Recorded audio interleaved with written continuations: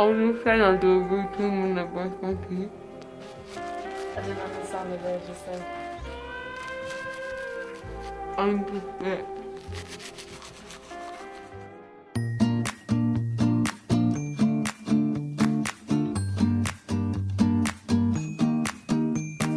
I always have ketchup with my beans. No, Sarah, you're Lenny because you keep hurting the rabbits. Oh, see, still a fan of it. And I still got the Banksy band there. Oh, fuck Alfie Allen. Alfie, I really hope you get to see this, but you didn't nearly break me that one night. And you know what, man? You're a spoiled little fuck turd. When I went home, yeah, mate, do you know what I did? I went and I watched that scene of Game of Thrones where you get your fucking dick cut off.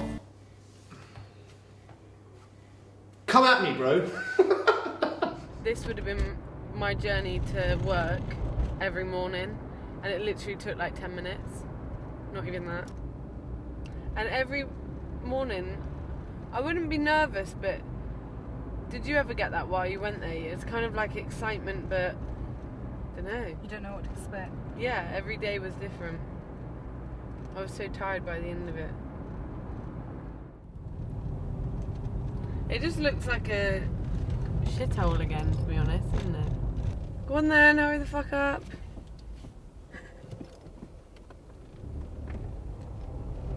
So, how did you first find out about Dismaland?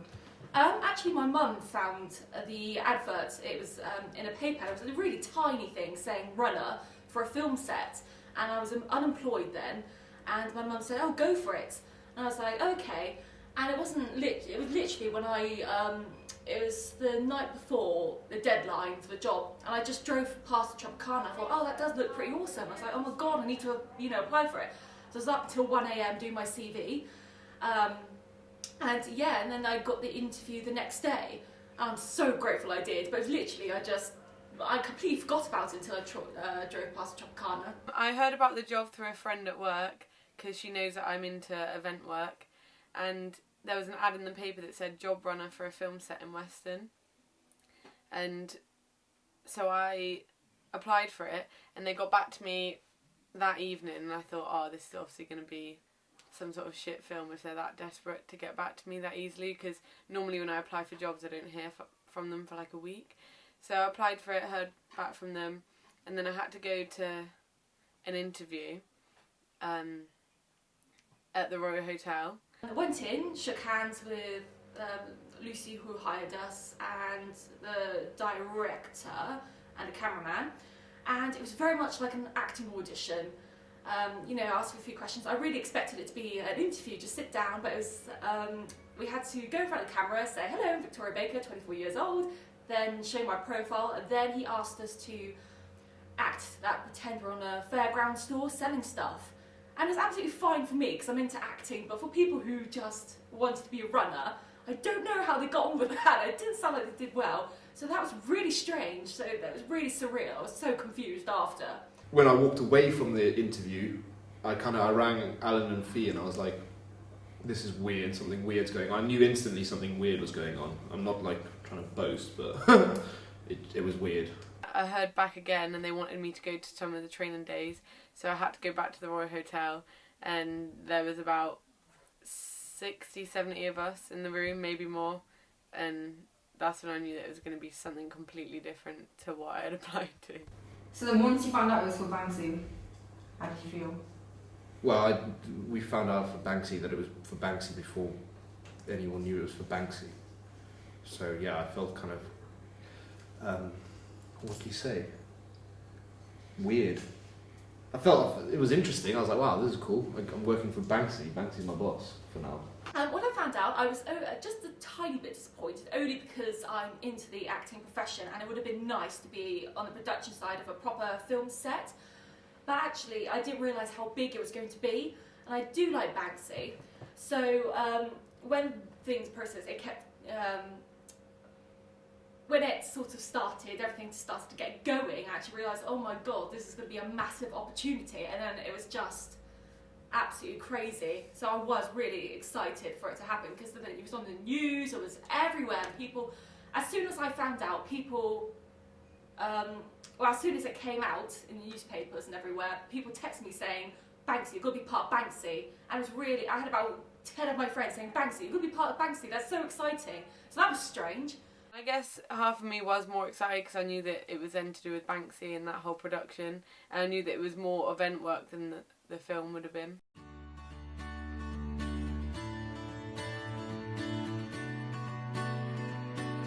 So this is the Royal Hotel. This is where we did all our training. There was about 70 of us around here. I had no idea really what we were doing. This is the main function room we went into to do our acting lessons. What's it like coming back here? A bit strange, God, it feels like ages ago now. It's actually quite sad. Yeah, because it's just, this is where it all started and now it's just all over and I would do it again, definitely.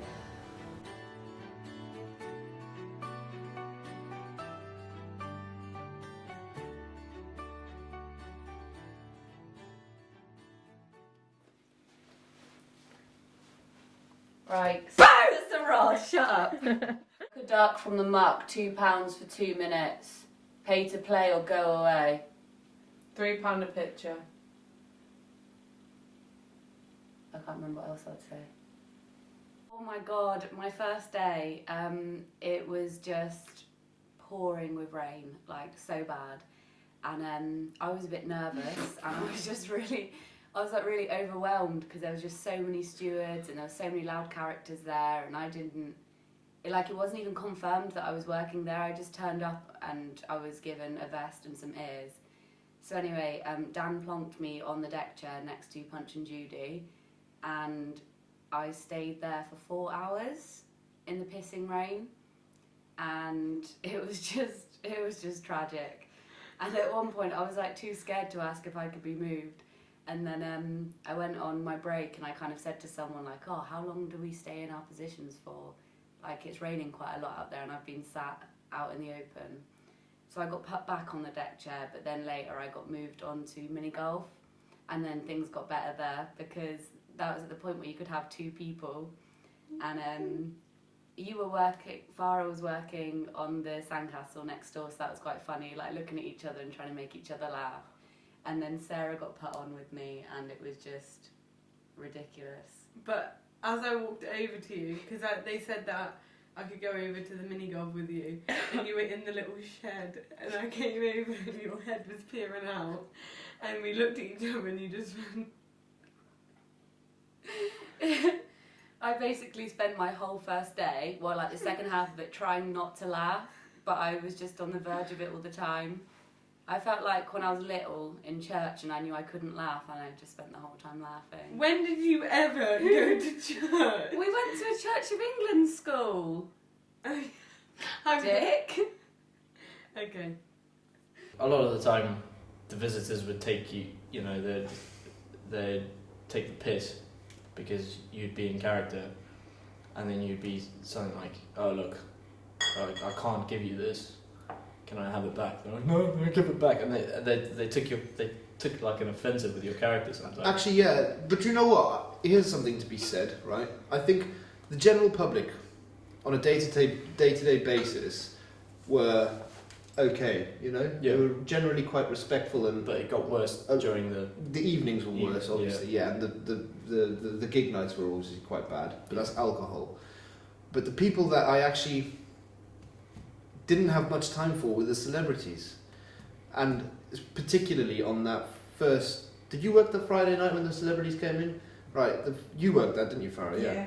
So that night when they came in, and this is the kind of, I can understand from a perspective of you need to bring attention to the place, but you've got these people who earn a substantial amount of money, okay?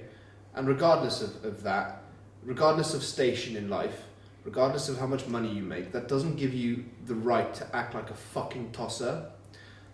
And the thing that really kind of confused me to a degree, and this is why I say it makes sense that obviously you getting these celebrities in would bring a lot of attention to your brand or your attraction or whatever.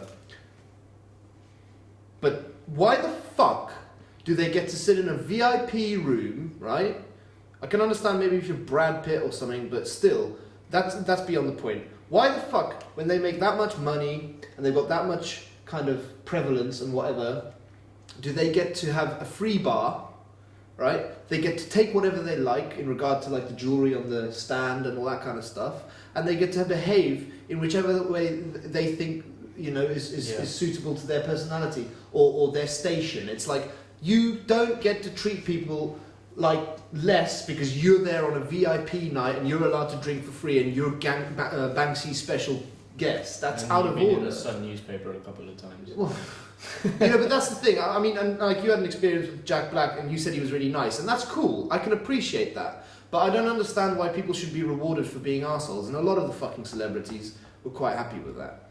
Do you think if Dismaland stayed open longer it'd work? No, I don't think that Dismaland would work if it stayed open into the winter just because of the weather. Like, I can't even imagine. And also the wind got so bad. I remember we had to close one day because they didn't even think the park was safe. Do you know that day that we closed, the mermaid statue actually got hit over and broke? Collapsed, yeah. Did it actually break? Yeah, and that was the day my sister came. The weather for me, because being in the, well, obviously it's a Tropicana in it and it's walled everywhere, but you are still on the seafront, and I'd forget that. But it was basically just like a wind tunnel, and every day, even when I was inside working on security, I was cold to my bone. Like, I was so cold. I did like loads of hours, and I think I found the job quite easy because I think I was more than just miserable.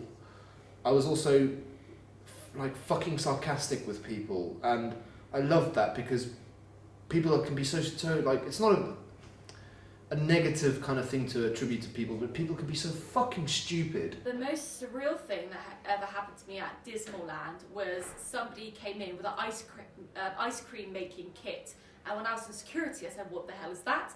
And he said, oh, I'm going to make some ice cream in the park. And I was like, okay. Came in, gave all the security crew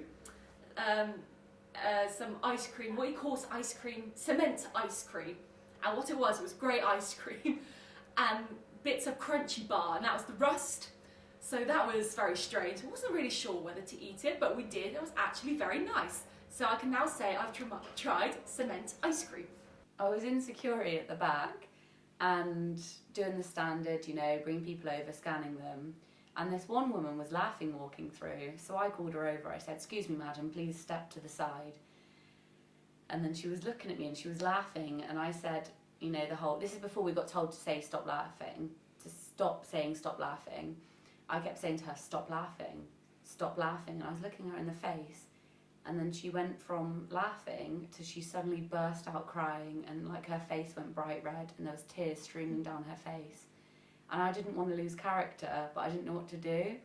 Like, I got really awkward, shock. And I was saying to her, are you okay? Are you okay? Stop crying, like, stop crying. And in the end, her friend had to come and like escort her away. And I just felt so guilty. I felt really bad. I didn't know what to do. So I thought, okay, I'm just going to stick to what I know, like, you know, really simple.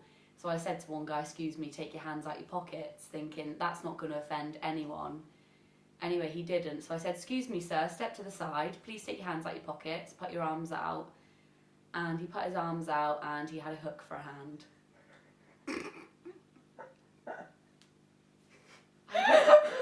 I just scanned him as quick as I could and sent him out, and then I just didn't speak to anyone for the rest of the day.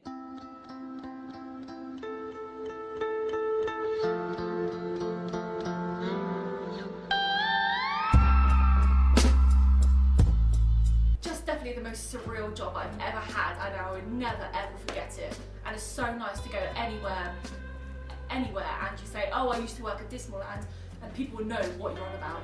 I missed Dismaland a little bit, but not massively. I mean, I miss the people and I miss the place, but I don't miss the fucking long hours. Wow.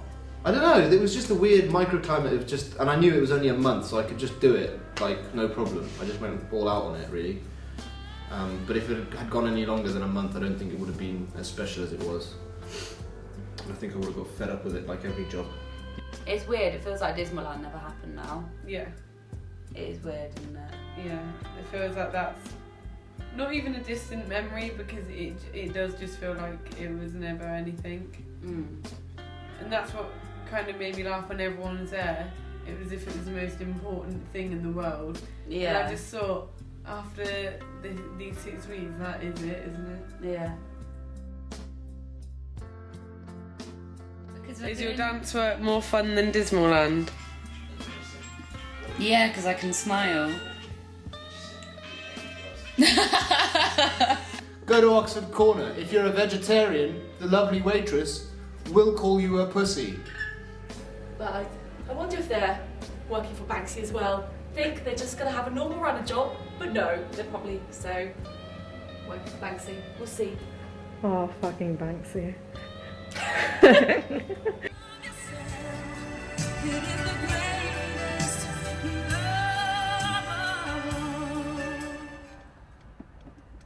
Bit Whitney.